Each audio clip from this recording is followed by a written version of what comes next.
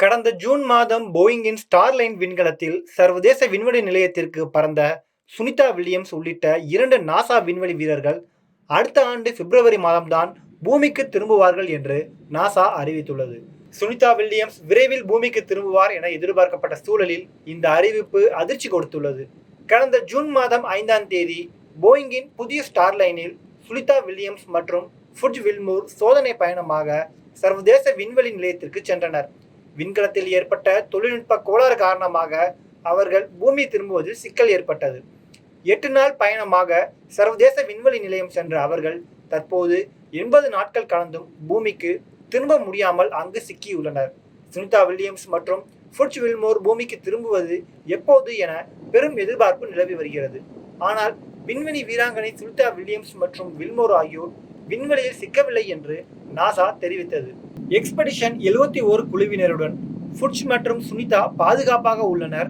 அவர்கள் ஸ்டார்லைன் சோதனை மற்றும் தொழில்நுட்ப பணிகளில் தீவிரமாக ஈடுபட்டுள்ளனர்.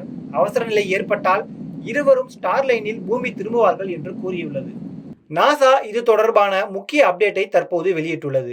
விண்வெளி பயணம் மிகவும் ஆபத்தானது. அது பாதுகாப்பான விண்கலனாக இருந்தாலும் தற்போது அதில் பூமிக்கு திரும்புவதில் ஆபத்து உள்ளது. அதுவும் சோதனை அடிப்படையிலான பயணம் பாதுகாப்பானது அல்ல. அதனால் சுனிதா வில்லியம்ஸ், ஃபுட்ஜ் வில்மோர் சர்வதேச விண்வெளி மையத்தில் தங்க வைப்பது என முடிவு செய்துள்ளோம். விண்வெளி வீரர்களான வில்மோர் மற்றும் சுனிதா வில்லியம்ஸ் இல்லாமல் போயிங்கின் ஸ்டார்லைன் கேப்சியூல் பூமிக்கு திரும்பும். அதுதான் பாதுகாப்பான வழியாக இருக்கும். விண்வெளி வீரர்களின் 1 வார கால சோதனை விமானம் சுமார் 8 மாதங்களுக்கு நீடிக்கப்படும். வில்மோர் மற்றும் வில்லியம்ஸ் ஆகியோர் எக்ஸ்பெடிஷன் 71 குழுவினருடன் ஒரு பகுதியாக பிப்ரவரி 2025 வரை தங்கள் பணியை முறையாக தொடர்வார்கள். அவர்கள் ஸ்பேஸ் எக்ஸ் க்ரூ 9 பணிக்கு ஒதுக்கப்பட்ட மற்ற 2 குழு உறுப்பினர்களுடன் 2025 பிப்ரவரியில் ஸ்பேஸ் எக்ஸ் க்ரூ டிராகன் விண்கலத்தில் பூமிக்கு திரும்புவார்கள்.